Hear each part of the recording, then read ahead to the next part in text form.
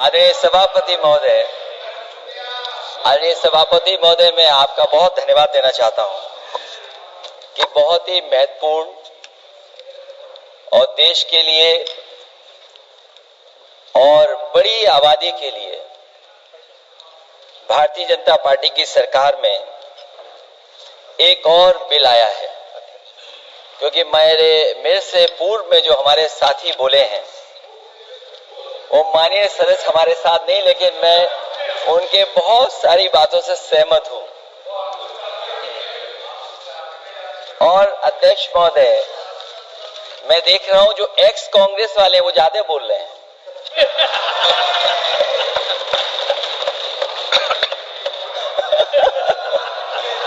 आदरणीय अध्यक्ष महोदय,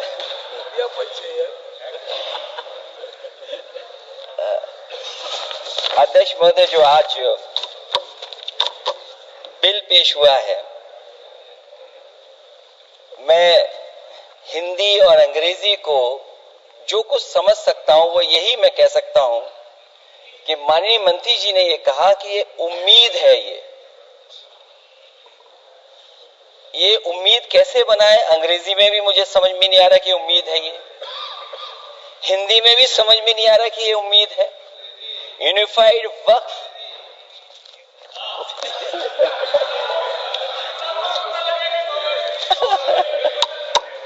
अध्यक्ष महोदय, यूनिफाइड वक्फ मैनेजमेंट अध्यक्ष महोदय, मैं समझ सकता हूं कि मैं वो बात छेड़ना नहीं चाहता था, लेकिन क्या करूं, मजबूरी है अब। अध्यक्ष महोदय, अभी माननीय सदस्य लोग ये कह रहे हैं कि हमारे सदस्य नहीं है यहां पर जो हमारे साथी हैं, लेकिन अध्यक्ष महोदय मैं ये कहना चाहता हूं, ये जो बिल लाया जा रहा है, भारतीय जनता पार्टी में एक मुकाबला चल रहा है। भारतीय जनता पार्टी के अंदर मुकाबला चल रहा है कि खराब हिंदू कौन बड़ा है। तो ये बात अध्यक्ष महोदय मैं ऐसे ही नहीं कह रहा हूं। जो पार्टी ये कहती हो कि दुनिया की सबसे बड़ी पार्टी है, अध्यक्ष महोदय वो अपना राष्ट्रीय अध्यक्ष नहीं चुन पाए अभी तक।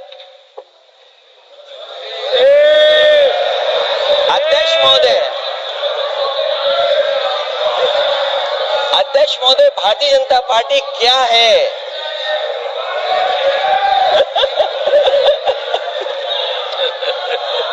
जी, मैं अखिलेश जी ने बहुत हंसते हंसते कहा है, इसको हंसते हंसते जवाब देना। इस सामने जितनी पार्टियां हैं उनका राष्ट्रीय अध्यक्ष उन 5 लोगों को ही चुनना है परिवार के। हमें माननीय अध्यक्ष जी करोड़ों सदस्यों में से 12-13 करोड़ सदस्य प्रक्रिया कर चुनना है तो देर लगती है। आपके यहाँ जरा भी देर नहीं लगेगी। मैं कह देता हूं अभी 25 साल तक आप अध्यक्ष हो जाओ, नहीं बदल सकता। अध्यक्ष महोदय, क्योंकि जो बात निकल के आई है वो मैं फिर आगे बढ़ा दूं। अध्यक्ष महोदय, जो बात सोशल मीडिया या और जगह गुपचुप हो रही है, कहीं ऐसा तो नहीं था कि अभी कुछ दिन पहले यात्रा जो हुई है वो कहीं 75 वर्ष की एक्सटेंशन वाली यात्रा तो नहीं थी। अध्यक्ष महोदय, ये जो इस बार जो वक्फ बिल आया है, नाकामी का पर्दा इस बार है वक्फ बिल। और नाकामी कोई एक आध नहीं है, मैं कई नाकामियां बता सकता हूं। अभी मैं माननीय सदस्यों को सुन रहा था, वो पुराने कई बिल उनके बारे में चर्चा कर रहे थे कि कितने प्रोग्रेसिव बिल लेकर के आए। मुझे याद है मैं उत्तर प्रदेश में उस समय था और मुझे लगा कि शायद इनकी वो बात ठीक होगी। एक ये बहुत तैयारी के साथ फैसला लेकर के आए थे और फैसला ये लिया था आधी रात के आज के बाद नोट नहीं चलेंगे, नोट बंद हो जाएंगे। अध्यक्ष महोदय, उस नोटबंदी नाकामी के बारे में भी तो चर्चा हो जाए कि अभी भी न जाने कितनी जगह पर कितना रुपया निकला जा रहा है। कितना निकल करके आ रहा है। केवल नाकामी नोटबंदी की नहीं, नाकामी बेरोजगारी की भी है, नाकामी महंगाई की भी है, नाकामी किसान की आय दोगुनी नहीं कर पाए वो भी इनकी नाकामी है। मुझे याद है एक माननीय मंत्री जी पूरे देश की नदियों के बारे में बीओडी बता रहे थे, लेकिन माननीय मंत्री जी ये भूल गए कि उनके शहर में, उनके क्षेत्र की जो नदी है उसकी बीओडी क्या है। गंगा क्या साफ हो गई, यमुना क्या साफ हो गई, स्मार्ट सिटी क्या बन गई, क्या गोद लिए हुए गांव इन्होंने गोद से उतार दिए, उनकी क्या दुर्दशा है। इसलिए मैं कहना चाहता हूं ये नाकामी का पर्दा इस बार वक्फ बिल बना है। और सबसे बड़ी बात तो यह है कि जिसके लिए फैसला होना है उसकी बात को अहमियत न देना भी नाइंसाफी है। अध्यक्ष महोदय, नाकामी केवल यहां तक नहीं है। और भारतीय जनता पार्टी क्या है, मैं केवल एक पुरानी घटना याद करता हूं। एक बार फैजाबाद अयोध्या में एक कार्यक्रम था, उसमें बड़ी तैयारी की गई थी और तैयारी के साथ कलाकार मुंबई से बुलाए गए थे। हो सकता है वो सहमति दिल्ली से न रही हो, केवल लखनऊ की सहमति से हो रहा हो कार्यक्रम। और जब कार्यक्रम की पूरी तैयारी हो गई, भगवान श्री राम बनकर के कोई आ गया, लक्ष्मण बनकर के कोई आ गया, मां सीता भी बनकर के कोई आ गया, और भगवान हनुमान भी बनकर के कोई आ गया। लेकिन जब लखनऊ से वो हेलीकॉप्टर उड़ा और अयोध्या पहुंचा तो सब लोग थे, लेकिन उसमें हनुमान नहीं थे। अध्यक्ष महोदय, मैं भारतीय जनता पार्टी के लोगों से कहूंगा कि जानकारी करिए कि आखिरकार भगवान श्री राम थे, लक्ष्मण थे, सीता थी, लेकिन हनुमान क्यों नहीं थे? हनुमान इसलिए नहीं थे, शायद उनकी जात या धर्म कुछ और था। अध्यक्ष महोदय, ये देश मिली जुली संस्कृति से चला है। कुछ हमने सीखा, कुछ उन्होंने सिखाया। और जो लोग ये कहते हैं कि हम सबको बराबरी का हक देते हैं, अभी कुछ दिन पहले ईद निकली है। अध्यक्ष महोदय, वो परंपरा रही है, न केवल मैं जाता हूं बल्कि कोई दल का नेता ऐसा नहीं न जाता हो उस कार्यक्रम में शामिल होने। भारतीय जनता पार्टी के जो मुख्यमंत्री, उप मुख्यमंत्री, वो भी जाते हैं, उप मुख्यमंत्री, सभी धर्मों के नेता आते हैं। लेकिन पता नहीं इस बार क्या साजिश थी, षड्यंत्र था कि वहां पर कुछ पाबंदी लगी हुई थी। अगर किसी कारण पाबंदी लगी हुई थी तो बात समझ में आती है, लेकिन जब जानकारी हुई है, किसी को नहीं पता था कि पाबंदी क्यों लगी है कि आप नहीं जा सकते वहां पर कार्यक्रम में शामिल होने। क्या यही भारत है, यही संविधान हमें रास्ता दिखाता है? अध्यक्ष महोदय, मंत्री जी बताए हमें, वो खुद भी माइनॉरिटी है, भगवान बुद्ध के रास्ते पे चलते हैं। भगवान बुद्ध का रास्ता दूसरा है। हम आपको अपना मानते हैं तब भी जब आप हमारे बहुत सारे ग्रंथों को नहीं मानते, तब भी हम आपको अपना मानते हैं। आप हमारे पुराणों को नहीं मानते हैं, आप हमारे उपनिषदों को नहीं मानते हैं, लेकिन सोचिए, हम हिंदू वो लोग हैं जो आपको स्वीकार करते हो, गले लगा करके चलते हैं। अब मैं दूसरे धर्म पे नहीं जाऊंगा, कोई नाराज हो सकता है। मैं दूसरे धर्म के बारे में नहीं जा सकता, मैं केवल यही बताता हूं। और मैं उत्तर प्रदेश में, अध्यक्ष जी, जहां से आता हूं, मैं अपमान नहीं कर रहा हूं, मैं सच बोल रहा हूं। और ये बिहार के चुनाव में जो आप कह रहे हैं कि महिलाओं को 2 मेंबर बना दिया, इस बार मैं भी देखूंगा भारतीय जनता पार्टी कितनी महिला लोगों को टिकट देंगे वहां पर।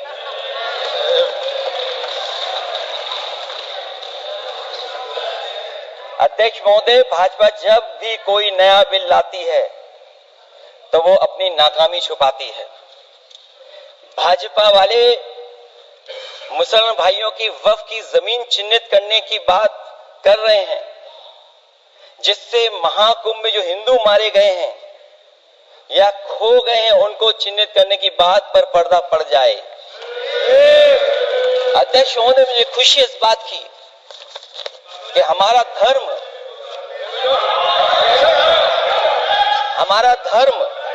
अध्यक्ष महोदय नहीं कुछ कहना चाहते हैं नहीं प्लीज, उनको अलाउ नहीं किया। अध्यक्ष महोदय, कुंभ में आस्था सबकी है, कोई ऐसा नहीं जिसकी आस्था न हो। और कुंभ कोई पहली बार नहीं हो रहा था। ये भारतीय जनता पार्टी के लोगों ने ऐसा प्रचार किया कि 144 वर्षों के बाद पहली बार महाकुंभ होने जा रहा है और लोग निकल पड़े। सरकार ने कहा कि हमारी तैयारी 100 करोड़ की है। आप कहते टेक्नोलॉजी का हम इस्तेमाल करेंगे, जमीनों को हम मैपिंग कर करके डेटा एंड रिकॉर्ड ठीक करेंगे। अध्यक्ष महोदय, ये बताएं कि वो 30 लोग कौन थे, उनके नाम क्या थे जिनकी जान चली गई, न केवल जान जाने वालों की, बल्कि अध्यक्ष महोदय ये सरकार बताए कि जो लगभग 1000 हिंदू खो गए हैं, जो अभी तक नहीं मिले, जो अभी तक नहीं खोज पाए हैं, वो 1000 हिंदू की सूची कहां है? और फिर धर्म कारोबार की बात है जो ये लोग गोली। अध्यक्ष महोदय, मैं कार सेवक वाली बात इसलिए नहीं छेड़ना चाहता हूं। अध्यक्ष महोदय, ये शायद माननीय सदस्य जानते नहीं कुछ सच्चाई नहीं जानते। अध्यक्ष महोदय, ये संविधान की वजह से, संविधान को बचाने के लिए, हिंदू एकता को बचाने के लिए कुछ फैसले लिए गए, लेकिन एफआईआर हम लोगों पे नहीं लिखी गई थी। एफआईआर उन पे लिखी गई थी जो बेचारे तैयार हो गए थे सुबह, लेकिन पता नहीं कहां से फोन आया था, कहा था कि आप तैयार तो हो गए हो लेकिन आप शिलान्यास में नहीं आ सकते। इसलिए बात को इधर से उधर नहीं में ले जाना चाहता। अखिलेश जी, जरा वक्त पे भी आ जाओ। अच्छा, वक्त पे आ रहा हूं।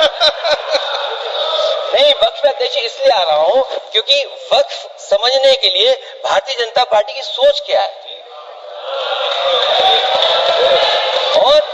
और ये अध्यक्ष महोदय जब ये कह रहे हैं कि इससे कारोबार होगा, अध्यक्ष महोदय, धर्म की चीजों से कारोबार नहीं हो सकता। हमारे उत्तर प्रदेश के मुख्यमंत्री जी ने भी कहा कि कारोबार होगा। वो 30 की गिनती में उलझे हुए हैं, जैसे 30 मार खाए वो।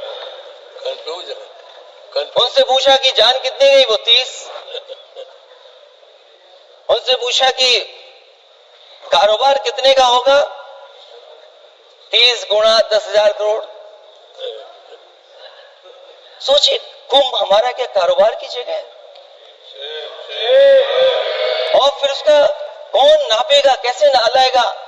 और फिर हमारे माननीय मंत्री जी कह रहे हैं कि जमीन, चाहे वो रेलवे की हो, चाहे वो डिफेंस की हो, वो भारत की जमीन है।